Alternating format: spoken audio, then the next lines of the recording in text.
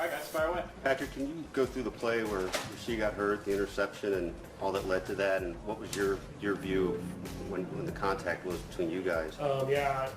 Obviously, the corner made a good play. I was trying to fire it to Trav on his body. I overthrew him a little bit, turned the ball over, and then I thought Rasheed really made a good play. I was trying to tackle the guy and obviously rolled up on him. But if I just don't turn the ball over, that never happens, so you just got to try to get better at that. Could you tell right away it was something that was going to take him out of the game? I mean, I didn't know exactly what happened because obviously I was trying to make the tackle, but I know Rasheed and how tough he is, so him being down like that, I knew it wasn't good. All we do is pray that the x-rays in my eyes and stuff like that are better than what it looked, but I mean, next man up until he's back. Is that easier to say than do sometimes? I mean, was that pretty jarring to have him go out like that, seeing him helped off and everything?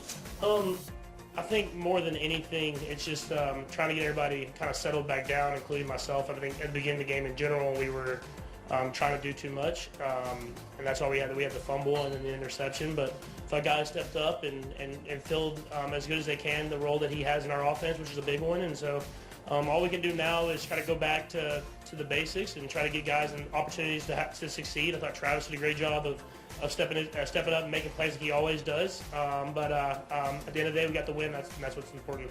What's your thoughts on how Kareem did today? I thought he did a great job. I mean, for someone that to come into an offense, I know it's an offense he'd been in, but an offense he hadn't played in years, and to be able to run the football hard, get well-earned yards, catch the ball out of the backfield, it was good to see, and I'm just glad Veach has built a great running back room that we can get guys to step up and make plays while Isaiah's not here. You look at all to you like the guy from a few years ago? Yeah, I mean he's always been a guy that runs tough. He's hard to tackle, and you can see that, and he's going to make sure he finishes every single run and falls forward, and I think that was good to see, and I think he'll get more and more comfortable as the year goes on, and he'll be a role in our offense. I'd say you got more out of him today than maybe you anticipated you would? Not necessarily. I mean, I thought he was going to have a role in the offense. I don't know what the exact stats are, but I know he ran the ball well, and with our running back room and just kind of in general in this offense, if you got a guy going, you just let him go. It's not about how the game plan is kind of planned out. It's just if a guy's hot that day, you keep feeding him the football, and that's what we did today. What's it been like for all these one-score games? We're accustomed to seeing you roll up big wins, but every game so far has been a tough one. You enjoy that? I mean, it prepares you for the playoffs, and the playoffs you're going to be in one-score games. I think the NFL is just very balanced. And we're playing division games against great opponents, and so these are games that we have to find ways to get win. And I feel like we're not playing. I mean, it's like a record playing, but I feel like we're not playing our best football. But we're winning football games, and that's a big credit to our defense. It's a big credit to guys stepping up offensively in second halves. I'm glad we're getting wins, and we'll keep building and try to keep getting better. Xavier's been, 4 weeks into his career, has a big game today. Just what's your thoughts on his play so far and the plays he was able to make today? Yeah, I mean, a big-time catch down the field, some big-time third down conversions. He's a great football player, and I think he's just getting more and more comfortable within the offense. I think when I go back to the tape, I feel like there's going to be a couple more that I thought about taking those chances, and I think he ended up winning. And so as I build comfortability with him, I'll keep taking those chances, and when he makes plays like that, like he did today, it'll give me that ability to kind of shoot him and let him go out there one-on-one and make catches. How do you see your offense? The fact that Kelsey was more involved today, was that just a factor of what the Chargers were doing, or was there more to it than that? I think it's a mixture of everything. I mean, obviously, with Rasheed going down early, you got to put Kelsey back in that situation where he's getting high volume catches. And then just with the Chargers, were taking away some of the outside stuff and leaving the middle of the field open, and we were able to get the Trav and some of those zone coverages. But I mean, it's the whole Kelsey thing in general hasn't been a worry to me. I mean, I know whenever we need him, he's going to make plays, and that's what he did today. Patrick, two quick things. One, could you just take us through the key to the touchdown pass to Xavier? It looked like the stutter move, but also you just let it fly. And then one other quick thing after that. Yeah, I mean, I told him if the safety comes down, I'm throwing it pretty much as far as I can to let him go catch it, and that's what he did. And what was your second question?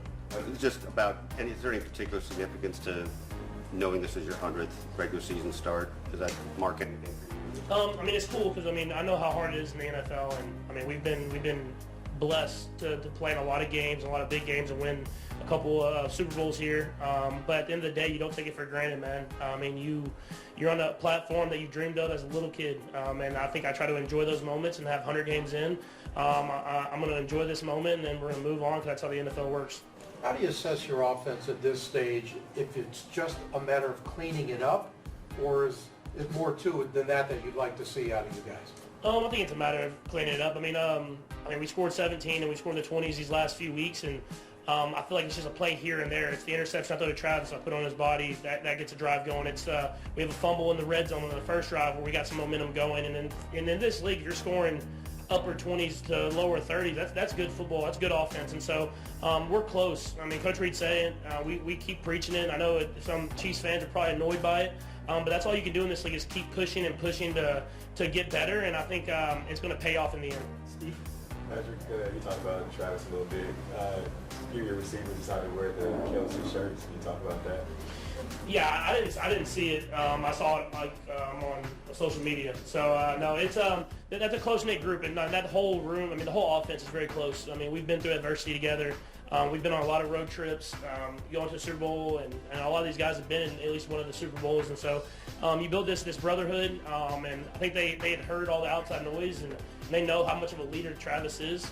And so it was cool for them cool to see them show their support, and then him to go out there and be Travis, because that's who he is. Did Travis say anything about it? Nah, man. And Travis just wants to win at the end of the day. And I think that's what you take for granted in this league. Is I mean we've had a great offense, and we've done all these cool things, and it's been fun.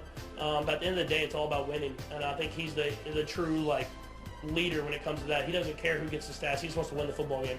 That's one. Patrick, the first quarter down 10-0, 100 starts in. Was it just, not phased, kind of like there's still a lot of football left to play? Yeah, I mean, I knew we had to pick up our urgency. We weren't playing good, but I think the best thing about it is, I mean, no one talks about it, and they start to now, but our defense is a really good defense, and they know how to shut the door and keep us in football games. And then they believe that the offense is going to find a way to score enough points in the end, and that's what we did today. I mean, they had quick 10 points, and we put them in terrible positions. They held them to a field goal, and then they shut the door the rest of the game. And that's what it takes to be a great football team, is everybody stepping up. And our defense has done that this entire year, and offensively we found a way to get enough points. Thanks, Patrick.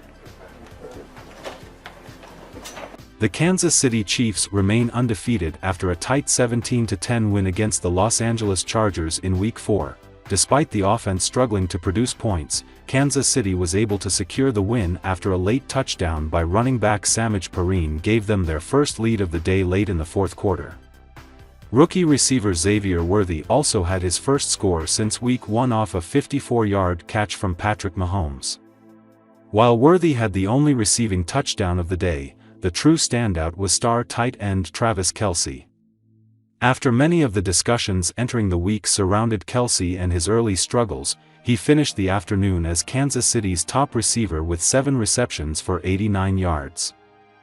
Kelsey also made history on Sunday, as he passed NFL legend Tony Gonzalez to become the Chiefs' all-time receptions leader. Kelsey now was 922 career receptions in his 12th NFL season. Entering the week, Chiefs coach Andy Reid responded to comments that Kelsey was distracted by girlfriend Taylor Swift this season. "I really don't care what anybody thinks, to be honest with you," Reid said.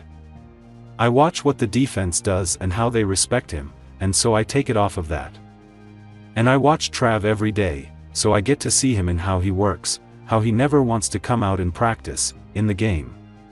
He's all in all the time, so I don't worry about all that."